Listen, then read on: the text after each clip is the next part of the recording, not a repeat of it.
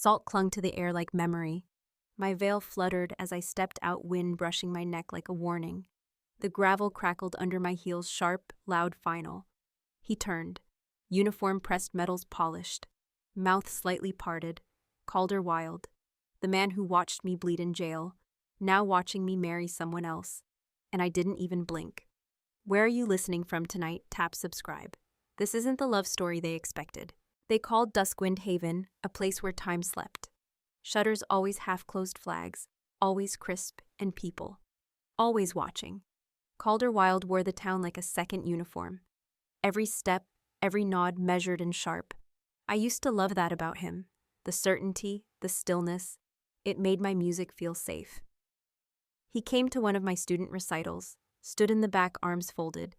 Didn't smile once, but waited until I packed every sheet before walking me home. You missed a C sharp, he said.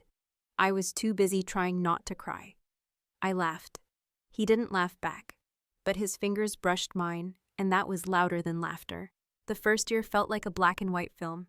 Rain on tin rooftops, his coat over my shoulders, dinner in silence that felt full, not empty. I told myself he was steady, not cold, reserved, not distant. He never raised his voice, never kissed me in public either. When Blair Penrose dropped by, he poured her tea before asking if I'd eaten. She called him Cal. I called her sweet. Even when her perfume lingered too long in the hall, even when I found her cardigan on our couch. He said it was just kindness, gratitude. She lost both parents young. She didn't have anyone else. He asked me to be gentle with her, so I was. The day he said we should start trying, I cried in the shower, not from joy, but from fear I couldn't name. He held me afterward, hand on my belly. I remember thinking, that hand could hold a child, or a weapon, but not both. Still I believed him, believed in us, believed that when he said, "You're my home," he meant more than walls and silence. So when Blair fell that day, when the screams echoed up the stairs, and she pointed at me, I didn't flinch, because I thought the man I loved, the man I made vows with, would at least ask me if it was true. He didn't. They didn't use sirens, just a knock. 2 men in uniform, same badges Calder wore on his chest. "Ma'am, we need you to come with us." I thought it was a mistake. I thought Calder would step in, say something, do something. He didn't even look up from his coffee. "Blair's stable now," one officer said. "She says you pushed her." The words tasted like metal. My throat closed. I whispered. Calder folded the newspaper. "Let them do their job," he said. Just like that. I remember the drive. Windows fogged from rain, my palms sweating through the cuffs. The cold vinyl of the back seat sticking to my dress. We passed the music school, the bakery where Calder first kissed me. My eyes blurred. "She's pregnant, sir," one guard said as they processed me. "Document it," the other replied. They didn't ask how far along. They didn't ask anything. The cell stank of mold and something sour. The mattress dipped in the middle. There was a stain, shaped like a map, a country I never wanted to enter. I counted the hours in patterns. Breaths, footsteps outside. The drop of water from a pipe above. No one visited, not even him. 4 days in my stomach cramped. I banged on the door until my knuckles split. They gave me 1 tablet, no examination. "You're overreacting," the nurse muttered. She didn't even look me in the eye. That night I bled.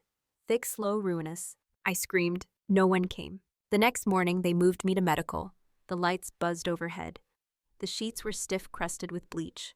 I waited for Calder. Every time the door opened, my heart leapt, but it was never him. Instead, a lieutenant dropped a manila envelope on my lap. Inside, divorce papers. Grounds incompatibility and emotional instability. No note, just his signature. Clean, precise, cold as his silence. They moved me to a quieter wing, not for healing, for forgetting. Out of sight, out of report, out of use. The room smelled like bleach and old breath. The window wouldn't open. Maybe they were afraid I'd jump. I wasn't. I lay there for days, sheets tucked tight, IV dripping like a metronome from hell. Doctors spoke over me, not to me. One said I was lucky. Lucky, as if losing a child in a cell while your husband signs you away was some twisted form of grace. I stopped eating. They brought a chaplain. He said God gives his toughest battles to his strongest soldiers. I said nothing. The nurse changed my gown. Cold hands, no words. On the 4th night, a woman wheeled into the next bed. White hair, wrists like twigs. She watched me while I stared at the ceiling. "You got quiet eyes," she said. "Too quiet." I didn't answer. She coughed, then leaned closer. Whatever he told himself to sleep at night, don't let it be the truth you carry. I turned my head. That was the first time I moved in days. She nodded. I seen girls like you before, soft ones who break, quiet. She patted my hand. Don't break too clean, sugar. They like it when you stay broken neat. That night I dreamed of my baby.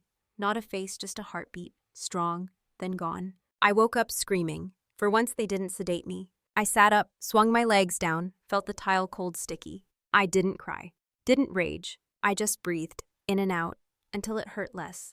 The next morning I asked for paper. I began to write everything I remembered, not to prove I was innocent, but to remind myself that I had ever existed at all. Seraphina Wilde died somewhere in that room. No funeral, no last words. Just one deep breath and a page that started, "You will not silence me again." Recovery meant nothing here, just more silence, more watching. But I used it. They thought I'd gone numb. They were half right. I felt nothing, but I noticed everything. The way guards changed shifts, who delivered the pills, who signed the papers without reading them. A girl named Talia cleaned the floor every Thursday. She hummed pop songs under her breath and hid cigarettes in her bra. She told me which nurses left files unlocked. I listened. One orderly Cooper always dropped his clipboard by the east stairwell. Same time, every day. One morning I asked for extra towels. He didn't look up, just muttered, "Not my job." But I saw the twitch in his eye. He didn't like being ignored. So I started smiling at him. Not real, just enough.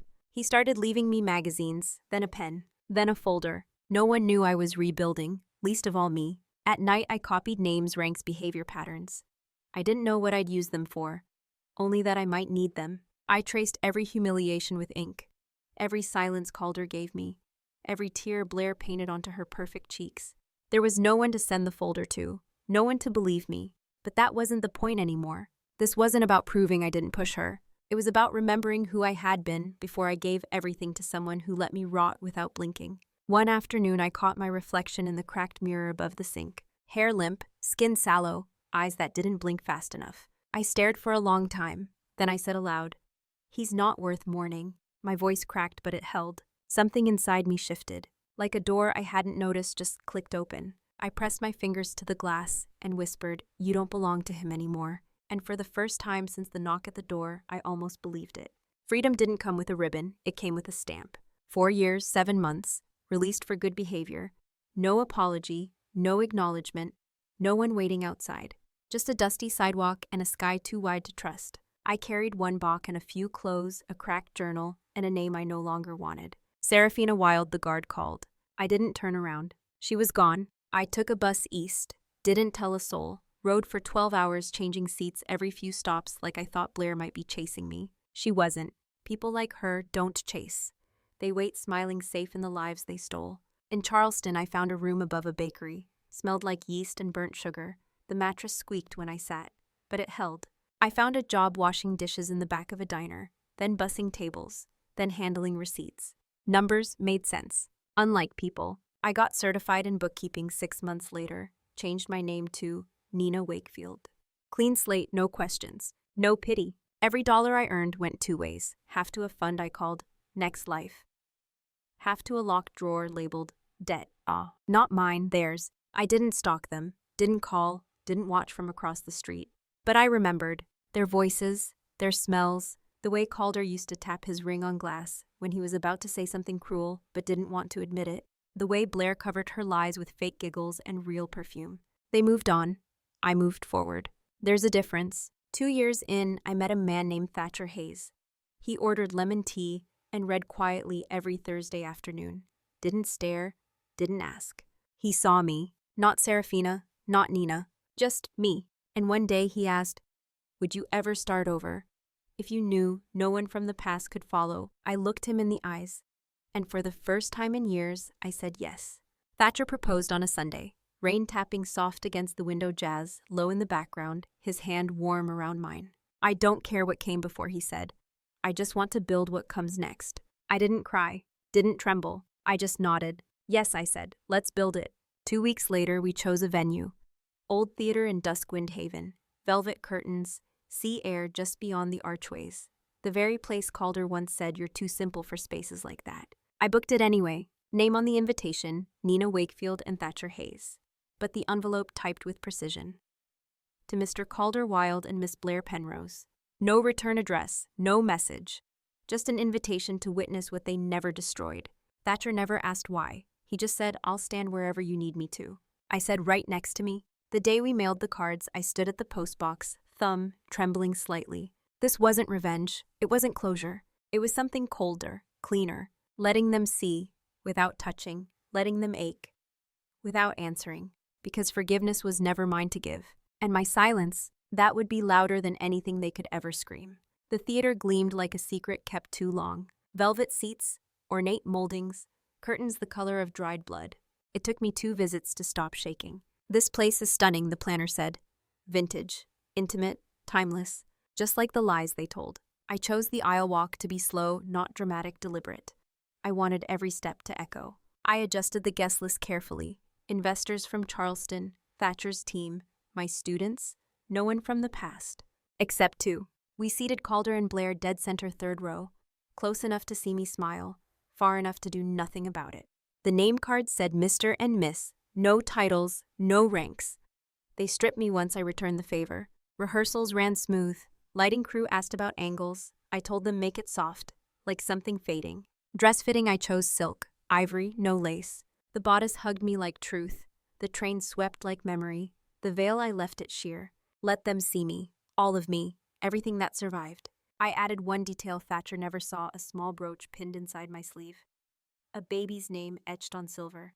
Stillborn dreams don't get graves, so I carried mine. 2 days before the wedding, a card came in the mail. No return, but I knew the handwriting. Calder. It said, "We accept the invitation. We hope you've healed." No signature. Just that. I didn't burn it, didn't scream. I pinned it next to the brooch. Let his civility sit next to his cowardice. The night before, I couldn't sleep. I walked the stage barefoot. Let the silence settle on my shoulders, like it used to in the cell. Except now I wasn't alone. Thatcher found me there, hands in pockets, watching. "You okay?" he asked. I nodded. "Tomorrow," I said, "doesn't scare me." "It shouldn't," he whispered.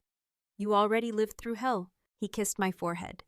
Didn't ask what I was thinking. Didn't need to. I stood in the middle of that stage and whispered into the dark. "You both made me a ghost. Now watch what she becomes." The morning broke warm. Sunlight laced through clouds like forgiveness that didn't belong to me. I drank tea slow. Thatcher kissed my shoulder. Today, he whispered, "You get to live." The car was quiet. No jitters. Just a steady rhythm in my chest like music I hadn't played in years. Backstage, the velvet curtains swayed with breath. I peeked through. They were there. Calder in a crisp gray suit. Blair in pale blue, a dress that tried too hard to whisper innocence. Their hands didn't touch. Their eyes didn't meet. I took my place at the top of the aisle. The pianist began. Not Wagner, something slower. Something haunting. A piece I once composed in a cell with no keys. The audience rose. My first step echoed sharp, deliberate. Then the second, then the third.